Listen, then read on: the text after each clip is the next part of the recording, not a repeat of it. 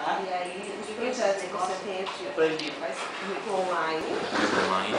Ah. Ou EAD online, ou o moço ele faz a faculdade, né? Ele vem aqui. E se tu jovem aprendiz também que eu posso fazer. Tá, então esse aí ainda tá. Os outros dois eu tenho em prática aqui, mas eu não tenho ele na rede.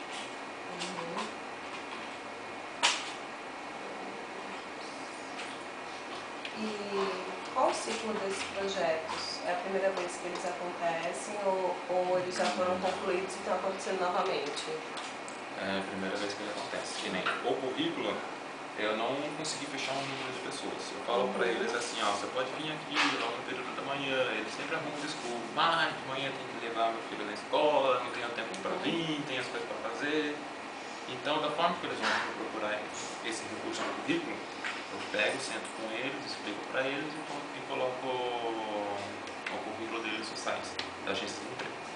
Eu não consegui fechar um número de pessoas assim, então eu vou atendendo da maneira que for vindo. Mas praticamente já tem uns 2 meses que eu estou fazendo isso. O do cara que está fazendo a faculdade, tem praticamente, acho que uns 2 meses também. Praticamente uns 2 meses também.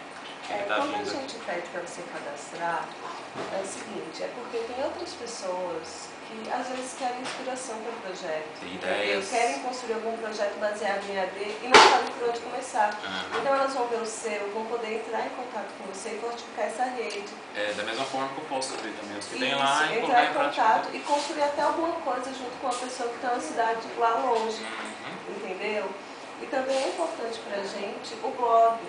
Para saber o que está acontecendo com vocês. Isso. Agora, que nem esse projeto meu lá, eu não preciso colocar, vamos supor, prazo para finalizar ele, né? Não. Eu não consigo fechar um número de pessoas, eu posso deixar ele por prazo determinado, né? Não. Agora, o legal é que você relate no blog o que está acontecendo, para a gente poder saber a melhor forma de te ajudar.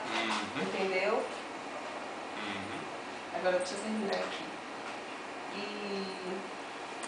Você conhece algum projeto da rede que você gostaria de saber mais? Rocha, uma câmera na mão, eu tenho que dar uma boa olhada mesmo para ver o qual é interessante bastante. Vai implantar aqui.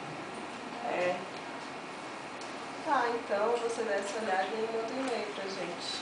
Sem problema nenhum. Tá bom? Sem problema nenhum. Então é isso. Obrigada. Prazer conhecê-lo pessoalmente.